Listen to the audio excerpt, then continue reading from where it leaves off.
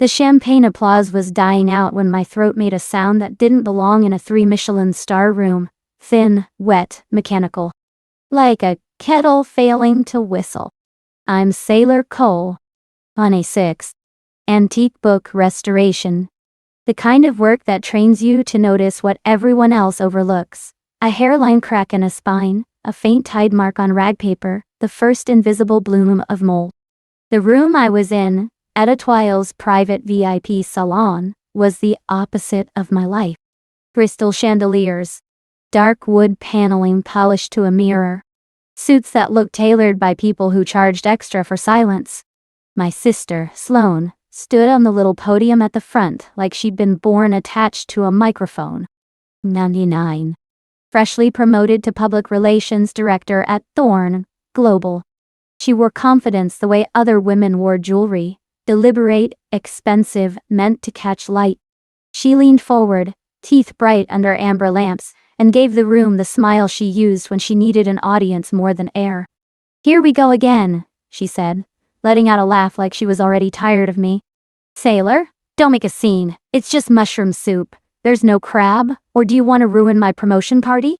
A ripple of laughter moved through the table. It wasn't cruel laughter, not yet. It was the laughter of people who didn't know the rules of our family and assumed everything was a joke because Sloane said it was. My lungs didn't care. The wheeze climbed out of my chest anyway, sharp, strained, humiliating. I tried to swallow it down like I'd swallowed so many other things in my life, but my throat was already narrowing, tightening, closing like a fist. And then I saw him. Magnus Thorne sat directly across from me. 58. Group chairman. The man who had just signed Sloane's promotion.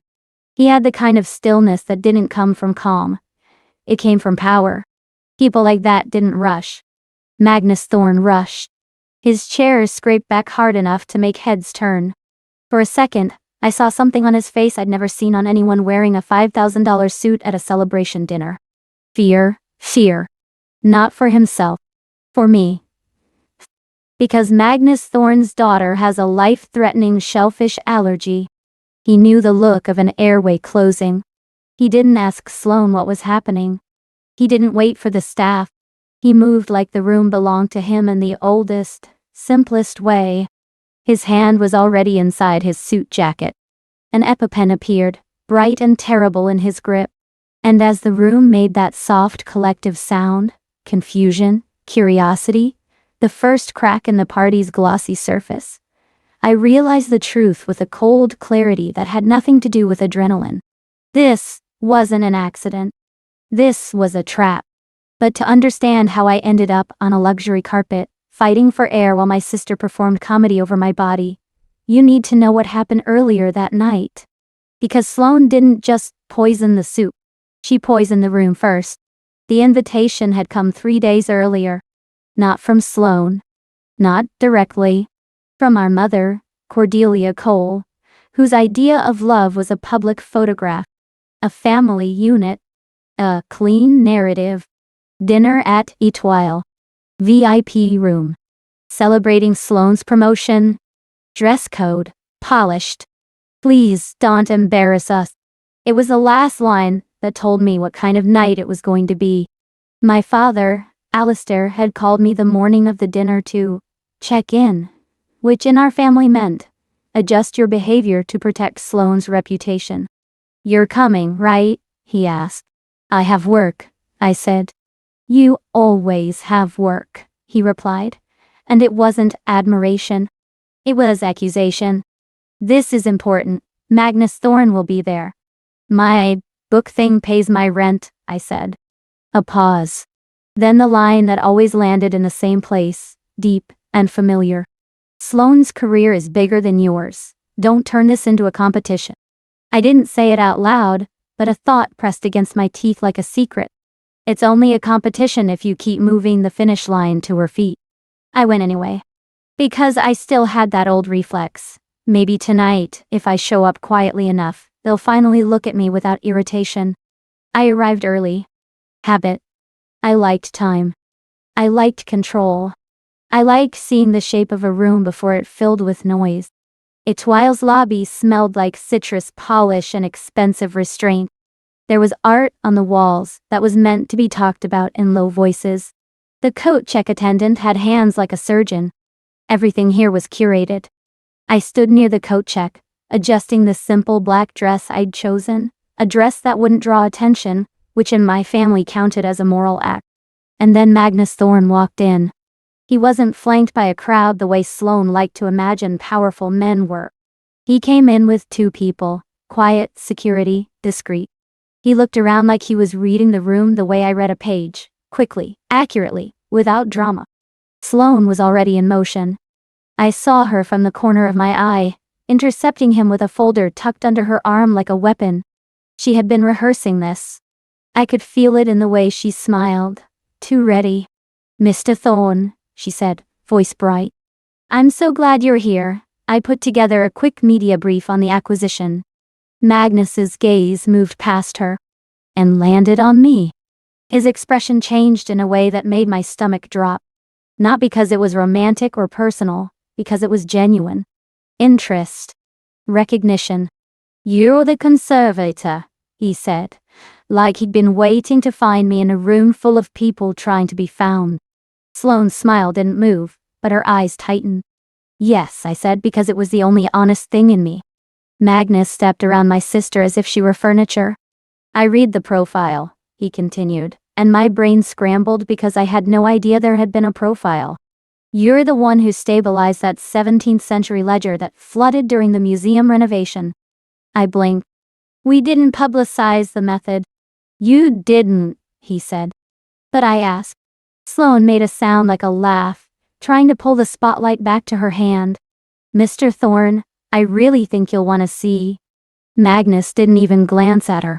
He leaned closer to me, lowering his voice in the way people do when they're actually curious, not just polite. "Deacidification," he said. "Walk me through your approach. pH balance, alkaline reserve, alkaline reserve. I've got 18th century correspondence, family papers, and I'm concerned they're brittle," I finished automatically. "Acidic wood pulp, likely from later repairs. The fibers break down from the inside." His eyes sharpened. "Exactly." For 20 minutes, 20 full minutes, Magnus Thorne spoke to me like I was the only person in the lobby worth his time. He asked about European rag paper versus Asian fibers, about humidity control, about mold remediation that didn't destroy ink, about ethics, about what you could save and what you shouldn't pretend you can. It was the most seen I'd felt all year. And across the marble floor, I watched my sister's face. Sloane held the folder perfectly. Her posture was flawless. Her smile was still there. But her jaw was tight enough to crack porcelain. Her fingers curled around the edge of the folder like she wanted to crush it. This was supposed to be her night. And in our family, nothing was more unforgivable than attention moving away from Sloane. When we finally moved into the VIP room upstairs, Sloane was quiet in a way that didn't mean peace. It meant planning. Dinner began like a performance. Our parents sat to Sloane's left and right like they were framed around her. Cordelia dabbed at imaginary tears when the restaurant manager congratulated Sloane on her promotion. Alistair's chest expanded with pride that wasn't his. They basked in her title like it was sunlight. Every time someone asked about my work, my mother redirected. "Oh, Sailor still does that little restoration thing," she'd say, waving her hand like she was clearing dust. "Sloane's the one in corporate now. Real impact." It wasn't that I needed praise. It was that I needed the honesty of not being erased. But my family loved a clean narrative. Sloane, shining. Me, background. And then came the soup course. Truffle mushroom soup. Thick. Luxurious. Served in shallow porcelain bowls. Steam rising like a promise. When the waiter placed mine in front of me, I noticed the swirl of oil on top. Reddish brown catching candlelight like melted copper. Sloane leaned closer, voice soft and sisterly. The voice she used when she wanted other people to think she was kind. I asked Chef Bastien to add a little smoked chili oil and pine mushroom extract to yours, she said. "You always find rich food overwhelming." I thought this would make it easier. I should have stopped right there. Because I am cautious by nature. My work requires it. You don't touch a 400-year-old manuscript without confirming every variable. You don't assume. You test. You verify. But the room was warm. The mood was celebratory. My parents were watching me in that specific way that meant, don't make trouble. And the soup smelled like mushrooms and truffle and something deeper I couldn't name. I took a small spoonful. It tasted incredible. For 5 seconds, I let myself believe something stupid. Maybe she's trying. Maybe tonight isn't about tearing me down. Then, my throat tightened. Not like anxiety. Not like emotion. Like biology turning against me. My tongue thickened. My lips tingled. Then burned. Then swelled. The room's golden light blurred at the edges as my body started screaming in a language I couldn't speak out loud. I tried to inhale. The air didn't come. My chest spasmed. My lungs pulled and pulled like they were trying to drink through a straw that had been pinched shut. I pushed my chair back to stand, and my legs folded like they'd been unplugged. I hit the carpet hard. The sound was soft, almost elegant, which felt obscene. And the noise that came out of me, this wheezing, strangled sound, turned heads. Sloane laughed. Not a nervous laugh. Not a panicked laugh. A laugh that landed like a stamp of ownership on the moment. See? She called out, loud enough for the whole room to hear. She's eating mushrooms and pretending to be allergic to crab. This year's Oscar for Best Actress goes to Sailor Cole. Some guests laughed uncertainly. Others froze, with forks midair, trying to decide if this was a family joke. Sloane stepped closer, heels clicking on the carpet like punctuation. Come on, sailor, she said, smile sharp. Drop the act. You've got everyone's attention. Isn't that what you wanted? To make my special night all about you? I tried to look at her. Tried to make my eyes say what my throat couldn't. I'm not acting. I'm dying. But my vision tunneled. Dark spots danced at the edges like burned film. And then Magnus Thorne was beside me. Move, he barked, and his voice wasn't loud. It was final. It sliced through laughter like a blade through silk. Call an ambulance. Now. He dropped to his knees, suit pants creasing into the carpet, like he didn't care what it cost. Hold still, he said to me, and his tone was calm in the way emergency rooms are calm. You're going to be okay. I've got you. He pulled the cap off the EpiPen and drove it into my thigh, right through fabric. A sharp sting. Then a rush, cold and fierce, flooding my veins like a hard reset. It didn't fix everything. It didn't erase the panic. But the crushing pressure eased by a fraction. Just enough to pull in a thin, whistling breath. Magnus looked up, eyes scanning the staff like he owned them. Ambulance. Now, he repeated. Oxygen if you have it. The restaurant manager was already on his phone, voice shaking. A waiter sprinted for a first aid kit. And across all of that, I saw Sloane's face shift. The smug satisfaction drained away. Her smile faltered. Because this wasn't the version she'd written. She took a step back. I didn't think, she stammered. My mother rushed forward, makeup perfect, and eyes wide. What happened? She demanded as if outrage could reverse swelling. What's wrong with her? Anaphylaxis, Magnus snapped. Someone put shellfish in her food. Without epinephrine, she would have been dead in minutes. My father stared at my bowl, then at Sloane. And for the first time in my life, I watched him see her clearly. Sloane, he said, voice hollow. What did you do? Nothing, she said too quickly. It's mushroom soup. There wasn't supposed to be any crab. She's always dramatic. A panic attack doesn't close an airway, Magnus cut in. Stop lying. Andy, the waiter, hovered near the edge of the scene, eyes wide with guilt and confusion. Miss Sloane, he blurted, half to the manager, half to her. Do you want me to clear, like you said? You told me to have everything ready to clean up after. Sloane whipped her head toward him like a whip crack. Not now, she hissed.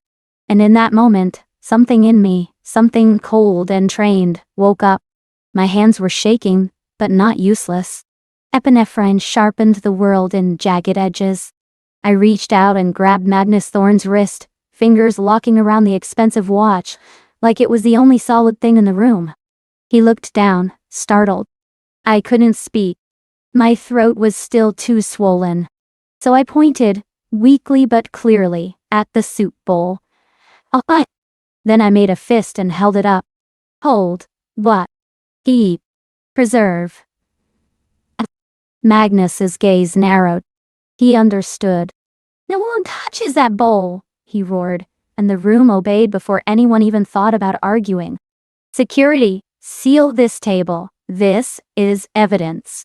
2 security guards stepped in, forming a barrier. The restaurant manager stuttered an agreement. Sloane forced a laugh that sounded like breaking glass. Mr. Thorne, isn't that a bit dramatic? It's a misunderstanding? Nothing leaves this room, Magnus said, and his voice went quiet, which was worse. Not the dishes, not the napkins, not a single spoon. My mother clutched Sloane's arm, nails digging in. Tell me you didn't do this, she whispered, but it wasn't love in her voice. It was self-preservation. Tell me this was an accident.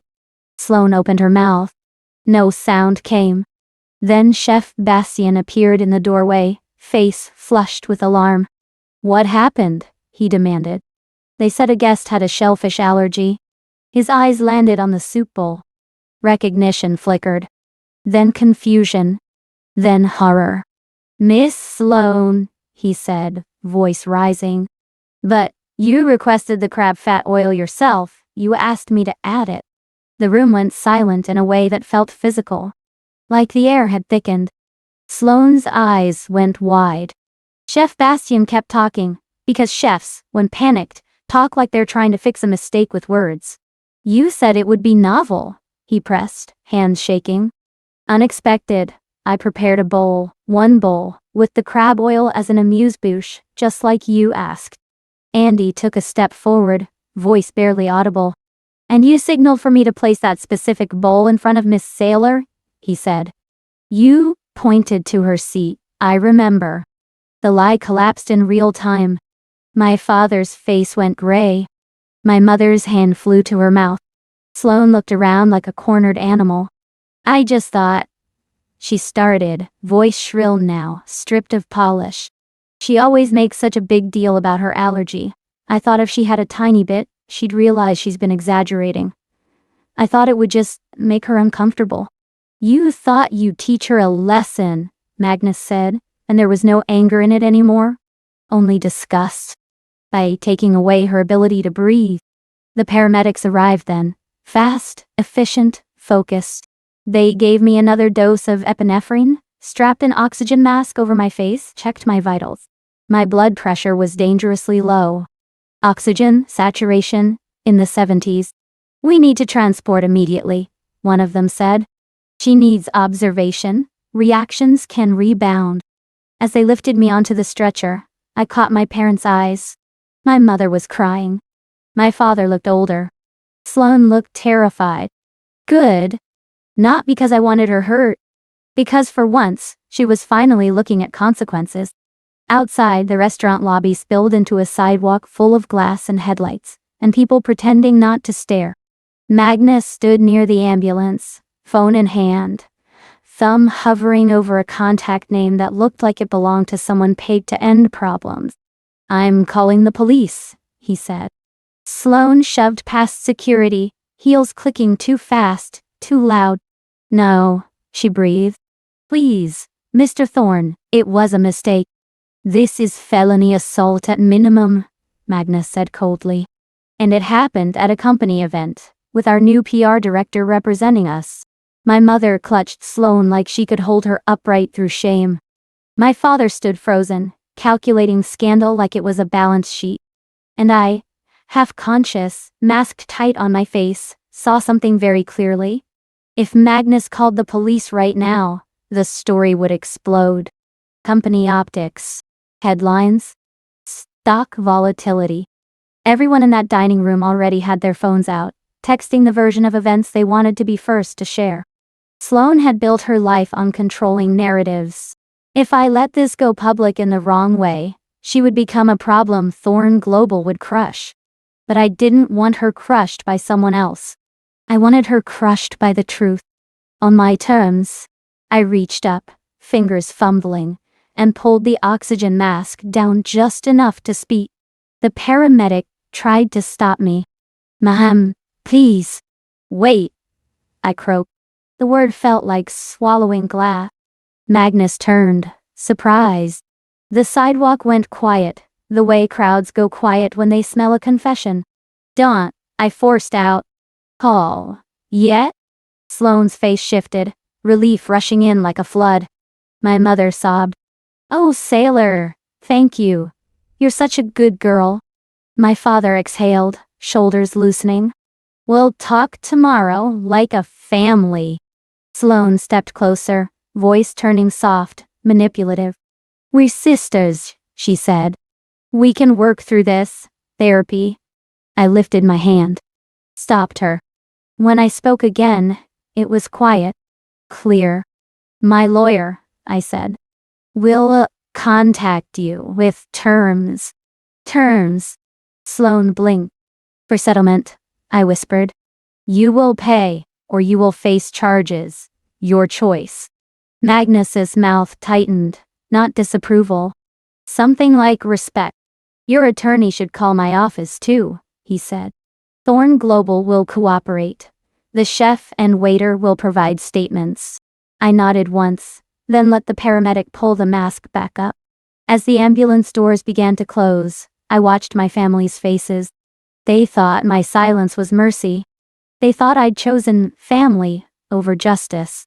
They thought I was still the quiet little sister who swallowed harm to keep peace. They were wrong. I wasn't forgiving. I was preserving. The hospital kept me for 3 days. Anaphylaxis is not cinematic in real life.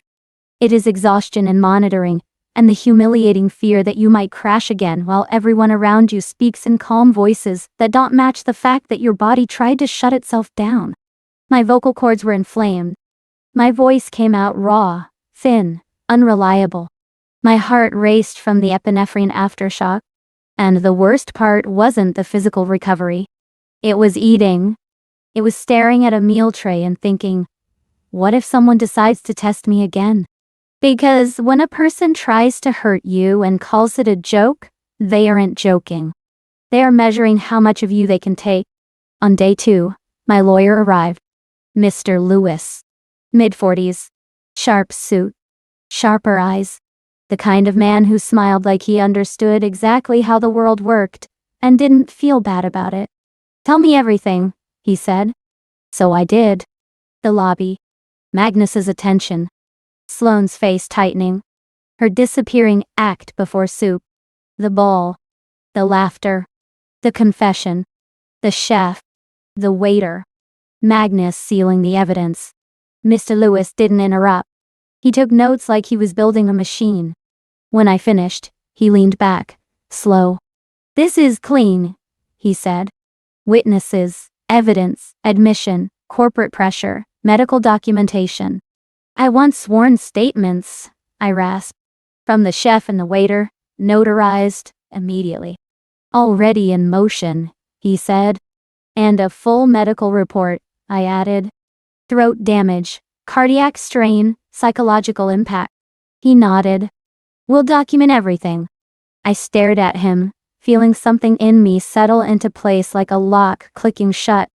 "I want consequences," I said. He studied me. "Say what you mean." I did.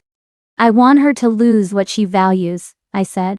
"Career, reputation, money. I want my parents to see her without the halo, and I want it done legally, cleanly." Mr. Lewis' smile was small and sharp. "Okay," he said. "How much?" 900,000, I replied immediately. He raised an eyebrow. "Specific." "It's enough to hurt," I said.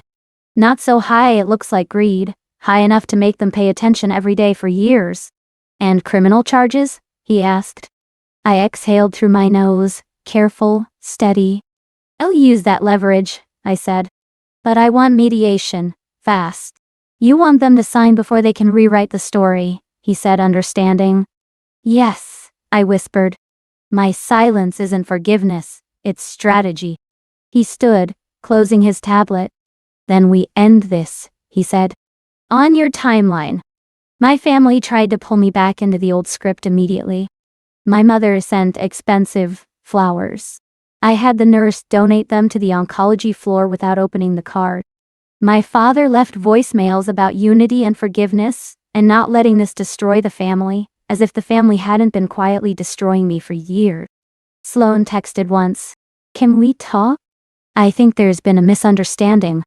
I didn't respond. Not because I didn't have words. Because words were the things she used to make reality soft enough to shape. I was done being shaped. 19 days after the dinner, Mr. Lewis called. Mediation is scheduled, he said.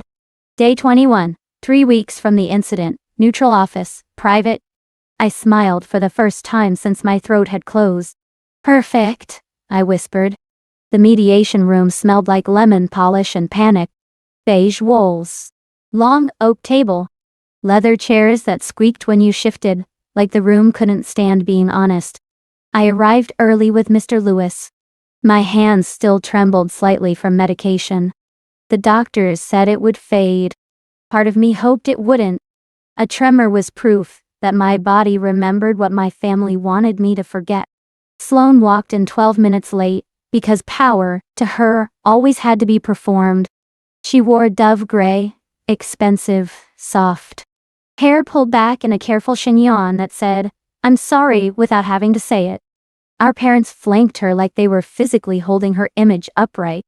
My mother looked at me with eyes that were pleading and terrified. My father's jaw was set, already angry that I'd forced him into a room where he couldn't control the outcome with tone. "Sailor," my mother began softly, like I was a child with a scraped knee. "Honey, we're so glad you're feeling better." I didn't answer. Mr. Lewis had told me, let silence do the work. Sloan leaned forward, eyes shining on cue. "Sailor," she said, voice cracking perfectly. "I'm sorry, I really am. I thought you'd get a rash. I didn't know it would." "Stop," I said. The word came out rough, but it landed like a door slammed. Sloan blinked, surprised. My mother flinched. My father's nostrils flared.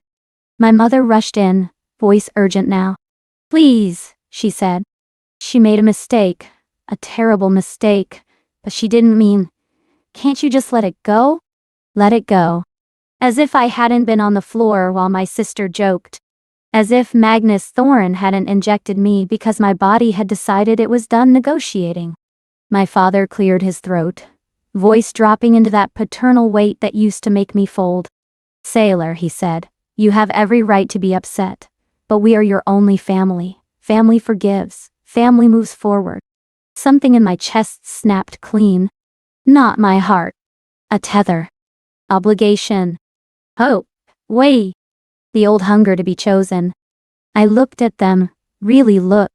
Sloan, with her designer remorse. My mother, desperate to keep the image intact. My father, furious that I'd stepped out of my role. And I said quietly, "No." Sloan's expression flickered. "No?" she repeated, like the concept offended her. "I don't want a family like this," I said, voice hoarse but steady. "And I will not let it go." The room went still enough to hear the clock tick. Mr. Lewis opened his briefcase. The snap of the lock sounded like a verdict. "Miss Cole," he said, and he meant Sloan, not me. "You are a PR director. You understand optics. You understand intent." Sloan's lips parted. Mr. Lewis slid a document across the table. "We have a sworn statement from Chef Bastien, confirming you requested crab fat oil to be added," he said. "We have a sworn statement from the server confirming you directed that bowl to Miss Sailor Cole's place setting." Another document. Another. "We have medical documentation confirming anaphylaxis consistent with shellfish exposure." "We have corroboration from Magnus Thorne, who administered epinephrine and ordered preservation of evidence. Sloane's face drained of color, the way paint drains when you strip a wall. My father leaned forward, voice harsh. "What do you want?" he demanded. Mr. Lewis looked at me. I gave the smallest nod. $900,000, he said. My mother made a sound like she'd been punched. Sloane's composure shattered.